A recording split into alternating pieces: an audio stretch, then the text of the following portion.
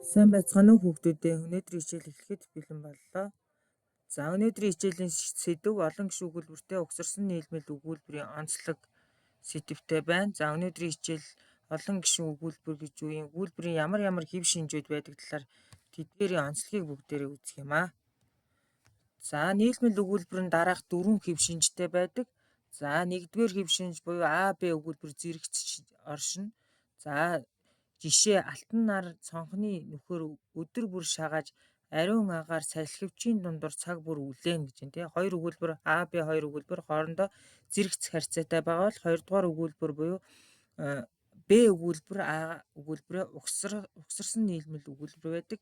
За жишээг та бүхэн бас харж байгаа байх. За 3 дугаар онцлог буюу харилцан угсарсан нийлмэл өгүүлбэр буюу А, Б өгүүлбэр харилцан угсарч холбогдож байдаг.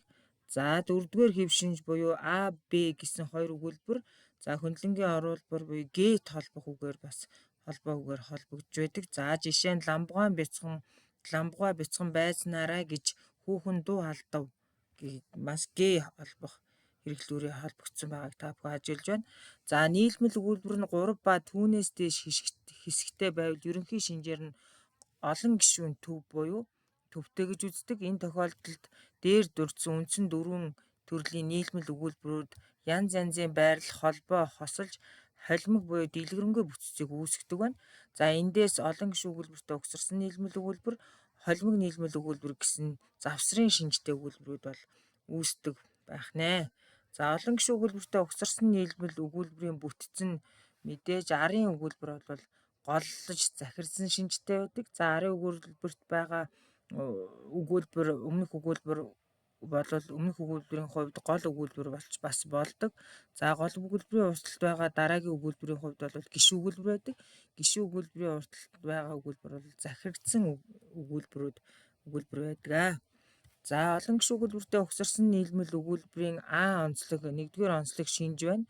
За энэ шинжийг авч үзвэл олон гишүүн өгүүлбэртэй угсарсан нийлмэл өгүүлбэр нь захируулах холбоогоор бүтэж болно.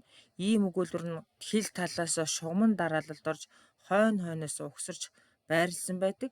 Зөвхөн тодтгол, тусагдхуун, байз гишүүн өгүүлбэртэй байж болдог байна. За жишээ нь доржийн хүүдээ өгсөн номыг хүүнд батад өгснийг би авч уншив гэж юм тий. За тэгвэл энэ В өгүүлбэр бол голж байдаг. За энийг бүгдээрээ тайлбарлах юм бол 1-р өгүүлбэр А нь захирагдсан шинжтэй. За тодтгол гишүүн өгүүлбэр байдаг байна. 2-дугаар өгүүлбэр нь бол Б буюу захирах шинжтэй. 1-р өгүүлбэрийн хувьд гол өгүүлбэр бас дараагийн гол өгүүлбэр захирагдах шинжтэй буюу шууд тусагдхуун гишүүн өгүүлбэр байна. За энэ бол шууд тусагдхуун гишүүн өгүүлбэрийн илээр илэрсэн байна тийм ээ. За 3-дугаар өгүүлбэр нь В нь 2-дугаар өгүүлбэрийг шууд 1-р өгүүлбэрийг дам захирах шинжтэй.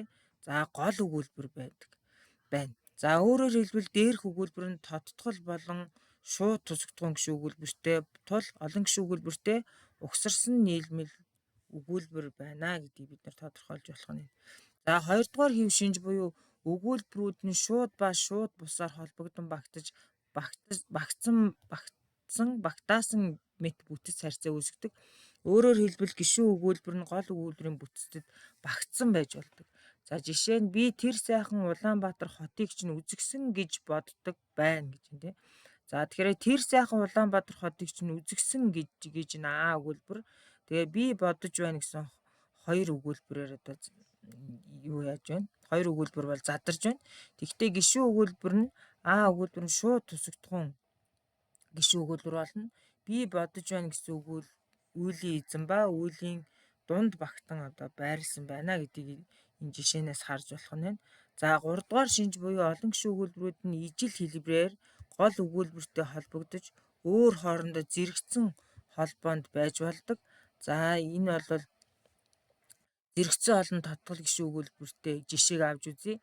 Амьсгал уур тэгширсэн, цэцэг навч дэлгэрсэн, аливаа зүйл бүрлдсэн, аятай сайхан цаг байна гэдэг бол энэ зэрэгцэн олон тодтгол гишүүн өгүүлбэртэй байдаг. За харин зэрэгцэн олон байз гишүүн өгүүлбэртэй жишээг авч үзвэл цаг улирлын дулаархад цас мөсний хайлахад шувуу ирдэг буюу энэ зэрэгцэн олон байц явж байна.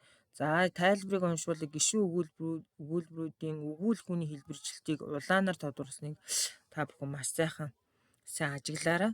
За дөрөвдүгээр хэв шинжээ те олон гишүүн өгүүлбэрүүд нь өөр өөр хэлбэрээр гол өгүүлбэртэй холбогдсон байж болдог.